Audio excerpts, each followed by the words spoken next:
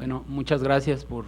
su presencia. Quiero agradecer a Christoph por la invitación a participar en este seminario. Creo que varias de las reflexiones que se han compartido a lo largo de estos 2 días, 3 días,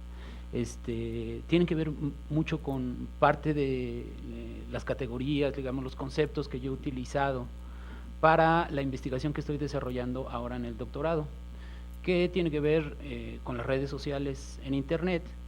y que coinciden en el sentido de que, así como se ha planteado que la importancia de tener un abordaje interdisciplinario o transdisciplinario que permanezca actualizado y que nos dé cuenta de la complejidad de los fenómenos, digamos, del espacio urbano, no solo del urbanismo, de la arquitectura, sino del espacio urbano como un problema también cultural, como un problema interdisciplinario. Creo que comparto una serie de cosas que se han vertido aquí.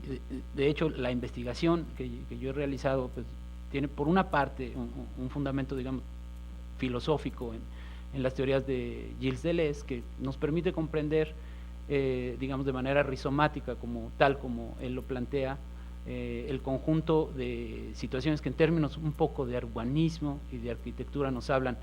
de territorializaciones y desterritorializaciones, tratando de entender con esto que los sujetos que participan en el espacio público no son sujetos fijos, ¿no? Que están permanentemente en movimiento, son cambiantes y permanentemente mantienen posiciones que no podemos comprender de manera definitiva, sino que nos podemos aproximar a ellos. También mi investigación ha pasado, digamos, por estudios de carácter filosófico, de carácter sociológico o antropológico o urbanista, por ejemplo, como hace Paul Virilio, ¿no? Que nos permite entender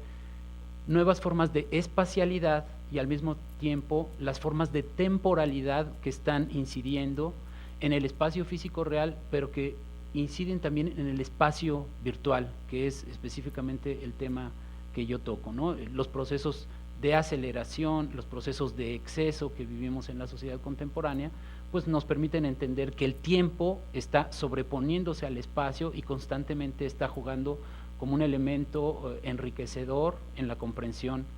de los fenómenos en términos generales, particularmente de las redes. Y por otro lado, pues también específicamente la sociología o el urbanismo, tal como lo ha planteado Manuel Castells en su obra La Era de la Información o en su trabajo sobre la sociedad red,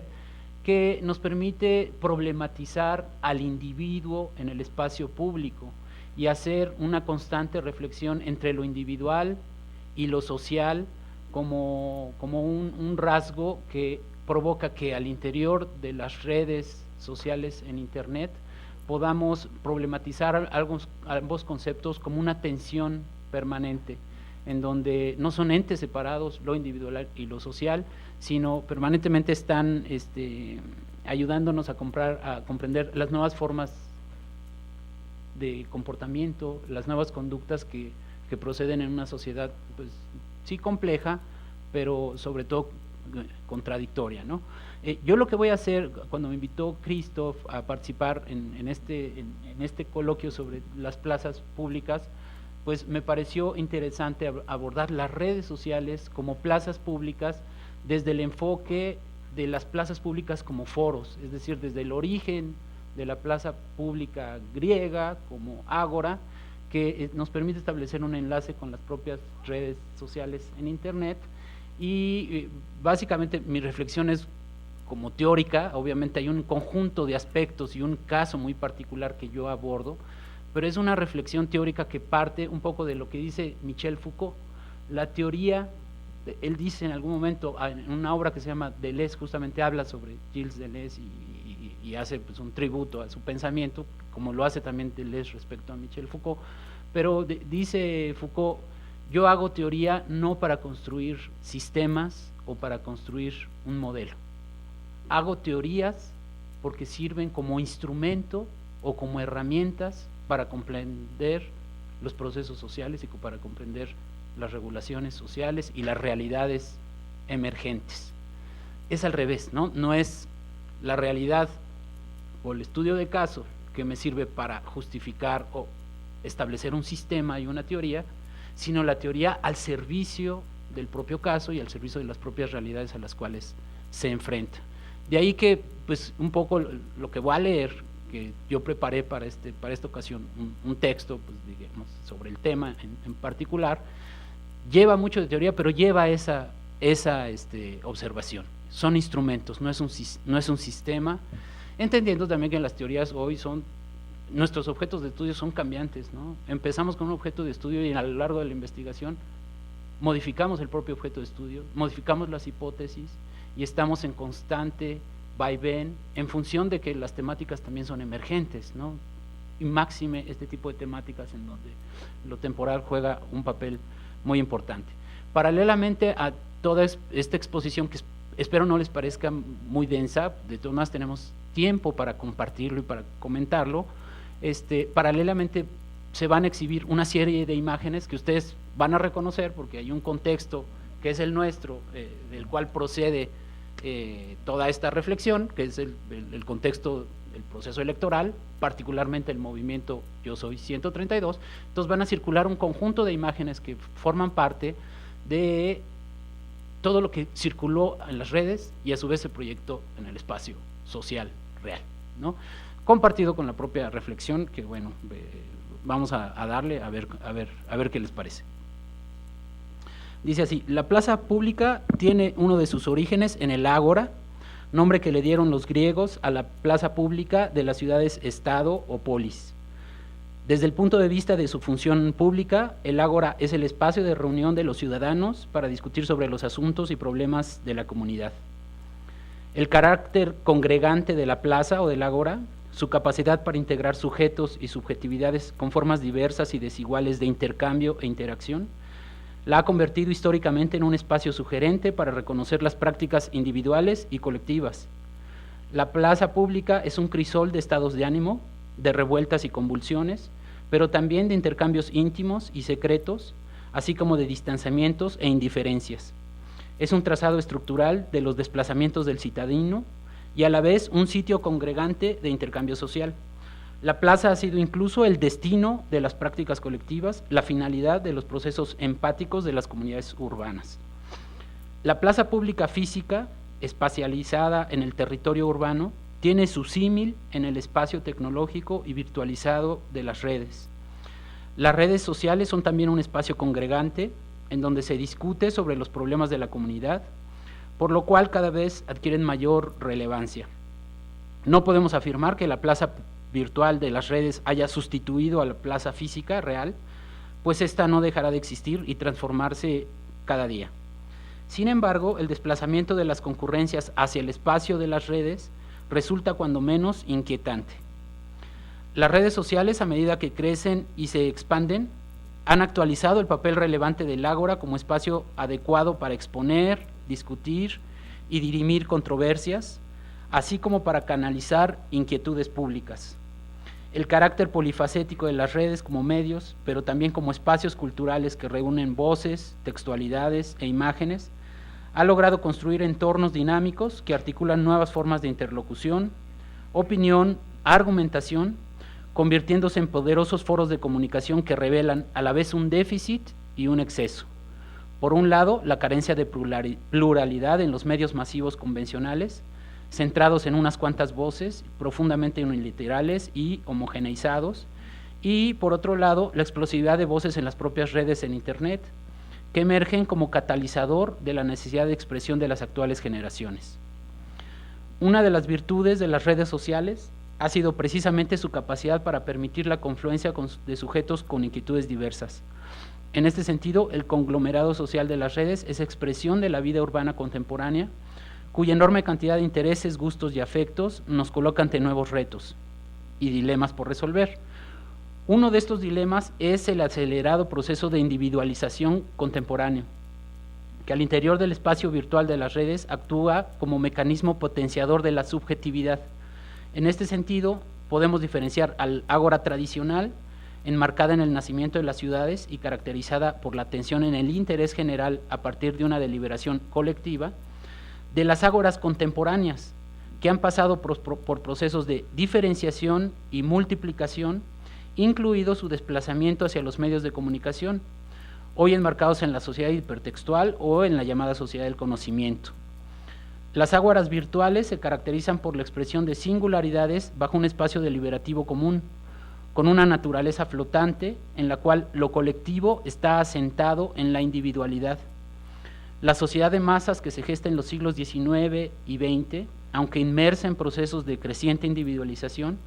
no se caracterizaba por una relevancia del individuo moderno más allá de las figuras del líder, el representante o el gestor como modelos ciudadanos. Con las redes sociales, la ciudadanía extiende, en la medida que lo ha podido hacer, sus posibilidades como entidad participante, dado que lo singular se expresa con mayor contundencia y por lo tanto lo comunitario adquiere mayor relieve, riqueza y densidad, de tal manera que lo individual y lo social no se oponen, sino que se complementan. Tal como ocurre con el concepto de lo local, que se basa en la integración de lo global y lo local, en donde mientras más locales son las expresiones, más globales son sus repercusiones. También en el caso de las redes, mientras más individualizado se manifieste el sujeto, mayor potencia adquiere como entidad social o colectiva. Esta dimensión individual, ampliamente extendida e inserta en la cultura global, nos estaría hablando no de culturas y sociedades homogéneas, distantes, fragmentadas o apáticas, sino de comunidades concurrentes, multiformes, conectadas y activas, que establecen intercambios tanto fugaces como continuos y duraderos. Es interesante observar que esta apuesta por la expresión individual manifiesta no solo la voluntad por declarar una postura ante el mundo, condensada en lo que conocemos como el punto de vista, que se basa en un modelo renacentista y humanista, cuyo emblema más acabado es la opinión pública. Más allá de esto, mediante la expresión de la subjetividad en el marco de las redes interactivas, queda también de manifiesto lo que Derrida de Kerckhoff denomina el punto de ser, es decir, el conjunto de conexiones que establecemos con el mundo en toda su complejidad, que nos permiten sentir y percibir el entorno tanto como reaccionar frente al mismo. En el punto de ser, a diferencia del punto de vista, las claves de la experiencia no se definen solamente en términos espaciales y posicionales, sino también en términos existenciales y sensibles, donde lo espacial se conjuga con lo temporal y delimita, más que posiciones, estados afectivos y situacionales que conjugan de manera interesante la opinión que tengo con el estado afectivo que suscita esa opinión. El ágora interactiva de las redes sociales reúne estas características como plataforma a la vez existencial y racional, en donde las modalidades de actuación atienden a contactos inmediatos e interpersonales que permiten acceder a modos de intimidad, al mismo tiempo que generan intercambios grupales que redundan en afirmaciones, adscripciones y acuerdos que impactan colectivamente. Por eso, los desplazamientos del ámbito familiar y amistoso al campo de lo grupal y lo colectivo, tal como se expresa en Twitter o en Facebook, resulta ser una práctica vinculante y conectiva de primer orden. Lo existencial, en este sentido, sería el motivo y conducto de lo racional, entendido como el espacio de las acciones comunicativas, pero también lo racional motiva a lo existencial, interpelándolo y generando concurrencias más intensas, fundadas en la validez y legitimidad de los intercambios. La globalidad y alcance de las plazas públicas virtuales provoca que los elementos emotivos, ligados a la charla íntima, cobijada en el espacio común, se extiendan al ámbito público en forma naturalizada, es decir, en forma integrada a la estructura del artefacto tecnológico. La globalizada plaza virtual de las redes no solo recupera el derecho a un espacio común, sino que provoca una densidad de voces resonantes que trazan un mapa complejo, en el que se desenvuelven fuerzas transversales más que centros de poder definitivos. En este sentido, la plaza virtual globalizada renueva y actualiza las prácticas sociales y políticas tradicionales, pues las acciones deliberativas, al menos en este entorno interactivo, tienden a desdibujar los liderazgos de tipo carismático, es decir, los construidos en una fuerte ascendencia emotiva, pero centrada en la delegación de la confianza en un líder. La plaza virtual delinea formas de representación más horizontales en virtud de su pluralidad, sostenida no solo en personalidades unívocas, sino más bien en consensos discursivos. Los medioambientes interactivos han desarrollado campos propicios para la deliberación en condiciones de mayor democracia que en otros espacios deliberativos, en la medida que cualquier voz puede expresarse en cualquier momento. Así que la idea del líder del siglo XIX, de la época de las grandes revoluciones del siglo XX, se enfrenta ahora a formas de liderazgo más horizontales, desligadas del carácter mesiánico y jerarquizado que las caracterizó en los últimos siglos. El urbanista Castells describe ciertos rasgos democráticos de Internet que perfilan estos procesos cuando habla de los valores de la solidaridad, por un lado, y de las habilidades tecnomeritocráticas, por otro lado, como fundamentos de la confianza entre los usuarios de las redes. El compartir saberes y habilidades especializadas se ha convertido en una práctica cultural cada vez más extendida. De este modo, la confianza en las plazas virtuales parece sostenerse en atractores y liderazgos móviles que se basan en el intercambio de saberes y en la atribución de formas de confianza de ida y vuelta, es decir, rotativas, dados los grados de efectividad del crédito otorgado por la comunidad a los concurrentes. No es casual que las comunidades en red logren identificar en momentos puntuales y con una alta precisión a sujetos o agentes como por ejemplo los bots, los robots virtuales, o los trolls, cuyo rasgo fundamental es replicar en forma automática, despersonalizada y agresiva mensajes destinados a desorientar las opiniones concurrentes y desestabilizar los procesos de interacción, tal como vimos en el pasado proceso electoral. Por eso los bots peñanietistas no lograron los consensos que sí obtuvo, por ejemplo, el movimiento Yo Soy 132. Recordemos el hashtag Marcha Yo Soy 132, que se mantuvo como trending topic global durante más de una semana. Pues en este último caso, la individualidad manifestada como opinión libre fue el arma válida para la obtención de consensos y sobre todo para la proyección de los acuerdos hacia el espacio físico real, más allá del foro virtual. Lo que suponemos aquí es precisamente la tensión entre individualidad y liderazgo, algo que se manifestaba en forma diferente en la plaza pública masiva del siglo XIX. En la plaza tradicional, las prácticas colectivas se perfilan en modelos centrados, con liderazgos acentrados en el líder, y en la plaza virtual el liderazgo, definido como confianza y adscripción a las actitudes de los sujetos concurrentes, aparece mediado por la intensidad del individual, es decir, por una diferenciación y singularidad en su proceder. Con ello los liderazgos se multiplican y en cierta forma se democratizan. La diferenciación y diversidad serían en este sentido los vectores que potencian un espacio comunitario plagado de sentidos fundados en la resistencia a la homogeneización y a la uniformación de los actores, tal como ocurre con los modelos espectaculares de los medios tradicionales como la radio y la televisión. Por ello, el carácter de las redes como plazas públicas tiende a manifestar un alto contenido social y político, a la vez que prefigura mecanismos para renovar el espacio y las temporalidades sociales contemporáneos. Habría que preguntarnos si esta emergencia de liderazgos horizontales en las redes habrá de diluir los liderazgos personalizados, sobre todo ante las tendencias actuales hacia la mercantilización y control de Internet, tal como se prefigura con la presencia dominante de personajes famosos y otras figuras públicas que provienen de lo que conocemos como el fandom. Un ejemplo de esto ocurre con los intentos por introducir masivamente a YouTube películas de las grandes corporaciones del cine, así como con contenidos de música comercial a gran escala. En este sentido, el líder carismático y el artista o figura de fama son las dos caras de una misma moneda que en las redes funciona como un modelo jerárquico y mercantilista, al cual, por supuesto, se oponen las concurrencias horizontales.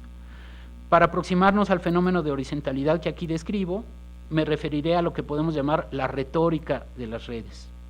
Por un lado, la retórica de las voces en las redes sociales se mueve en varios terrenos discursivos, tales como el comentario, la opinión, el diálogo, la conversación grupal, el debate de temas de interés, el debate en vivo o el debate diferido. Estos modos discursivos adoptan cualidades peculiares. El ejercicio de prácticas como el compartir, favorecer, notificar, convocar, votar, seguir, destacar, replicar, que se han popularizado sobre todo en Facebook y en Twitter, han generado distintas formas de ascripción a los mensajes y comentarios públicos, convirtiéndose en prácticas recurrentes.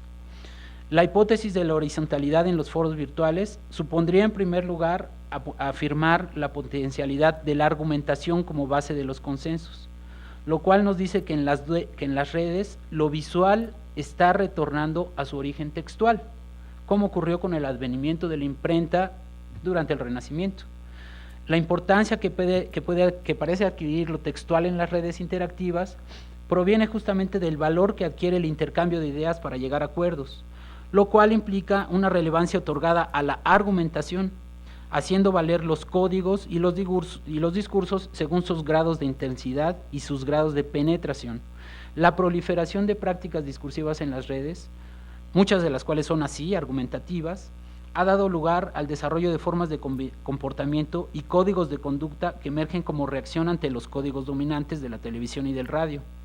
Así, por ejemplo, si durante el sexenio del presidente Calderón las redes sociales fueron conducto para una expresión polarizada de los intercambios que rayaba en los extremos, incluso en la violencia verbal, el reciente proceso electoral al menos se caracterizó por la aparición en las redes sociales de consensos fundamentados en el valor argumentativo de los intercambios. La confrontación abierta no ha dejado de manifestarse, ni lo hará. Pero lo interesante es la emergencia de un terreno de confluencia virtual de ideas que permitió la confluencia física y real de las mismas. Esto nos indica la importancia que adquiere lo textual en las redes interactivas, al mismo tiempo que hace válida la posibilidad de reconfiguración los códigos del debate público nacional y global, mediante la reapropiación de los medios de comunicación, en este caso la deliberación en las redes interactivas. Aludo entonces aquí a este movimiento del Yo Soy 132 para percatarnos también de una retórica visual que resulta significativa por la manera en la que se ensamblan los recursos visuales con los recursos textuales. Los carteles producidos en el 132, por ejemplo, revelan una referencialidad histórica hacia el lenguaje cartelístico, al mismo tiempo que expresan la inmediatez y contundencia del mensaje textual. Aunque no son impresos, nunca han sido impresos, sino compartidos siempre por Facebook y las comunidades de Twitter, los carteles virtuales del movimiento en algunos casos son réplicas de la acción en las calles, en otros casos son replicados en su textualidad en las propias movilizaciones callejeras, es decir, proveniendo de las propias redes sociales. Así, al interior de las redes, la visualidad del cartel pasa por una retórica referenciada en la tradición cartelística mediante lenguajes, códigos y estéticas que hacen uso de metáforas, inversiones simbólicas, mezclas, recodificaciones, apelando a las cualidades potenciales del cartel como medio sintético. Hacia afuera de las redes, la alusión textual reproducido en cientos de réplicas consigna la potencialidad del mensaje más allá de su formalidad y propuesta estética. Esta doble situación de lo visual y lo textual en su posicionamiento virtual y real nos habla de conexiones significativas, no solo en términos de la construcción de mensajes y discursos, sino en su función colectiva como mecanismo de recodificación de las prácticas de recepción informativa, es decir, como usuarios de los medios. Lo que revelan las nuevas formas de comunicación en las redes es la situación crítica en la que se hallan los medios de comunicación, la inventiva de lenguajes de quienes crearon estos carteles, hayan sido o no realizados por diseñadores, lo cual pues, también resulta interesante para el profesional del diseño, porque la mayoría no son en realidad hechos por diseñadores, al menos que hayan estudiado diseño, es resultado del descrédito acumulado de los monopolios televisivos, no precisamente por ser monopolios, lo cual pues, ya es decir mucho en nuestro país, sino por usar deliberadamente el medio para anteponer sus intereses, recurriendo a argumentaciones y discursos que pregonan objetividad, pero no la ponen en práctica. La diferencia entre los discursos de Televisa y los discursos de los jóvenes que interpelaron a Peña Nieto y a la propia televisora radica no solo en las motivaciones e intereses de cada uno, sino en la transparencia de los mensajes y en la capacidad argumentativa empleada. El hecho de que las redes permitan una expresión transparente y que potencien su expresión en forma simultánea que es otra de las cualidades de las redes, como dice de Kerkhove, la simultaneidad, nos habla entonces de la necesidad de hallar formas de deliberación diferentes a las dominantes, que sean plurales y concurrentes, que sean horizontales y transparentes, compartidas y diversificadas. Lo mismo podríamos decir de las producciones vía streaming en el contexto electoral, especialmente las realizadas en vivo, que representan un ejercicio recodificador de las transmisiones noticiosas. El día de la toma pacífica de Televisa, cuando cientos de personas se congregaban en el Monumento a la Revolución para dirigirse a la acampada frente a la televisora, varios jóvenes in situ, desde el propio monumento, transmitieron por medio de teléfono celular el recorrido nocturno haciendo uso de recursos videográficos, conducción oral y chat en vivo, obteniendo durante una noche lluviosa miles de concurrentes locales y foráneos, que mediante diversos canales rebasaron incluso el número de los asistentes al acto en vivo. La posibilidad conectiva de una transmisión streaming hacia los foros de Twitter y otras plataformas sociales en red nos habla no solo de una mezcla de soportes, sino de la posibilidad de interacciones entre imagen en movimiento, imagen fija, imagen secuenciada, narrativa oral, discursividad textual y un conjunto de acciones conectivas y distributivas que generan un entorno con muchos soportes y canales. Habría que decir que en la medida que las intervenciones no propicien conectividades, estos canales y soportes nacientes tenderán a mantenerse fragmentados, mientras que en la medida que propicien vínculos tenderán a ser sintéticos, interactivos y relevantes, con un peso específico, que es la capacidad para generar duraciones y continuidades. Estos rasgos y prácticas emergentes, heredados del ágora y los foros colectivos de las plazas públicas, hoy en día son recuperados como valores positivos en los foros virtuales. Su futuro es incierto y cambiante, y su desarrollo es resultado del contexto demandante y crítico del cual proceden, además de sostenerse en un terreno fructífero, basado en el comportamiento transversal y dinámico de las redes digitales. En este sentido, la temporalidad en las redes también resulta un elemento significativo a considerar. Con las redes ya no se coloniza solo el espacio, sino también el tiempo, como dice Virilio. Pensemos en las interacciones sincrónicas y asincrónicas que producen constantes acercamientos y distanciamientos entre los públicos fluctuantes, que provocan reconocimientos intermitentes cuyo denominador común, me atrevería a decir, no es precisamente la conformación de identidades. La ambivalencia entre el carácter efímero de los intercambios y su capacidad para dar lugar a relaciones duraderas coloca a las redes como plataformas en las que la individualidad persiste mediante el tránsito por múltiples identidades, sobrepuestas unas sobre otras, dislocadas incluso entre sí, de tal manera que, más que una identidad, se configuran en cada sujeto distintas maneras de ser y percibir el mundo. La fórmula del punto de ser que sugiere de Kerkhove se acerca más al carácter cambiante de la experiencia individual y colectiva de las redes. De tal manera que en el ejemplo que seguimos, la identidad del movimiento 131, estudiantes de la Ibero, pasó a convertirse en la del 132, estudiantes en general, y prospectivamente en la del 133, comunidades futuras concurrentes, al ser proyección de los cambios experimentados en su devenir como movimiento, pero también en sus propósitos de horizontalidad y autonomía respecto de los partidos y las instituciones tradicionales. En conclusión, podemos decir que las redes son un símil de las plazas públicas al funcionar como ágoras deliberativas, pero no las sustituyen y las desdibujan, sino que potencian sus cualidades integradoras al permitir transferencias puntuales entre lo virtual y lo real. Asimismo, las ágoras virtuales permiten una expresión individualizada que curiosamente se intersecta con lo colectivo mientras más diferenciada se manifieste. Esta diferenciación, que fortalece la autonomía y la soberanía individual,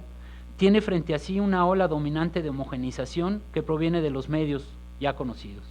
entablando así campos de batalla discursivos que pasan por el uso de argumentos, razonamientos y consensos, pero también de ataques, desestabilizaciones y recomposiciones, todos ellos mediados por estados emotivos y existenciales que adquieren gran relevancia. Por eso, dicha autonomía individual puede redundar en distanciamientos distópicos y en formas de aislamiento que hacen de las redes territorios múltiples pero marginales, que lamentablemente son los dominantes. Pero también, por otro lado, pueden configurar eslabones potenciales de interacción, que son puntuales, que están quizás localizados, pero impactan significativamente en el espacio real, poniendo en cuestión las formas verticales y autoritarias que median la deliberación política pública, tal como vimos durante el reciente proceso electoral que aquí comentamos. Muchas gracias.